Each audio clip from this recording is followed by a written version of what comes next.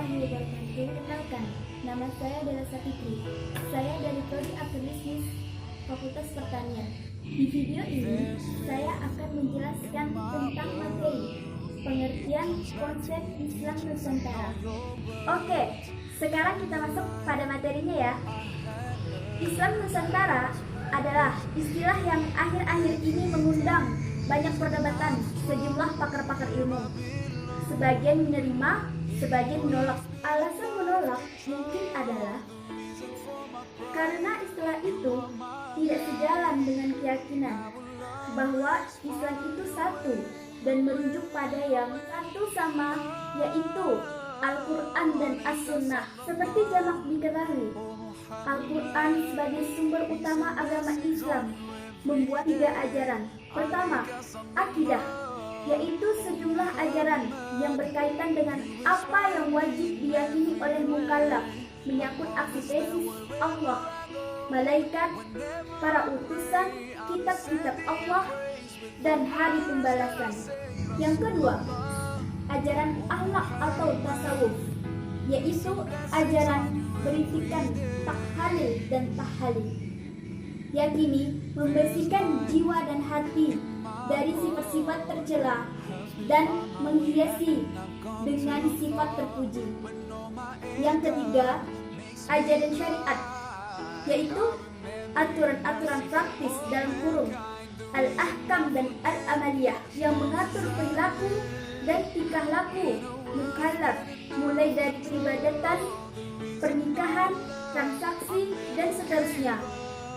Yang pertama dan yang kedua sifatnya universal dan statis, tidak mengalami perubahan dimanapun dan kapanpun.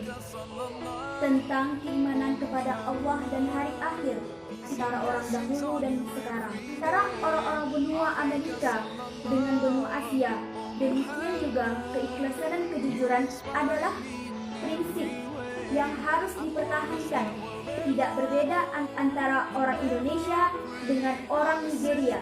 Penipuan selalu buruk dimanapun dan kapanpun dalam segmen keyakinan dan tuntutan moral ini.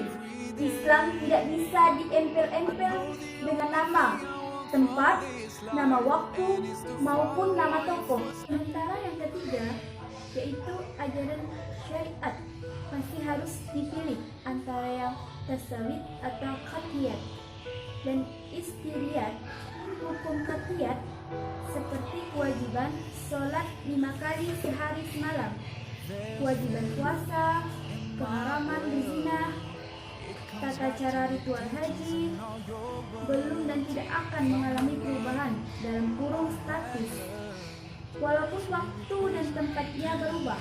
Penjelasan Al-Quran dan As-Sunnah dalam hukum qat'iyat ini cukup rinci, detail, dan sempurna demi menutup peluang kreasi akal. Pada umumnya tidak menjangkau alasan mengapa misalnya berlari bolak-balik 7 kali antara Safa dan Marwah saat haji. Oleh karena itu, akal dituntun tunduk dan pasrah dalam hukum-hukum qat'iyah tersebut. Sementara itu, hukum-hukum istihad bersifat dinamis, berpotensi untuk berubah seiring dengan kemaslahatan yang mengisi ruang, waktu, dan kondisi tertentu.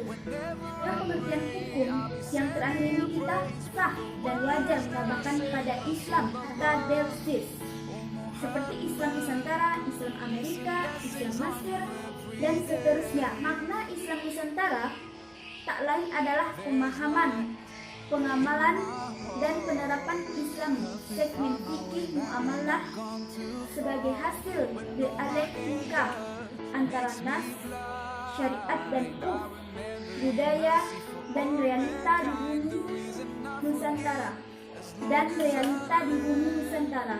Dalam istilah Islam Nusantara tidak ada sentimen benci terhadap bangsa dan budaya negara manapun, apalagi negara Arab, khususnya Saudi sebagai tempat kelahiran Islam dan bahasanya menjadi bahasa Al-Quran.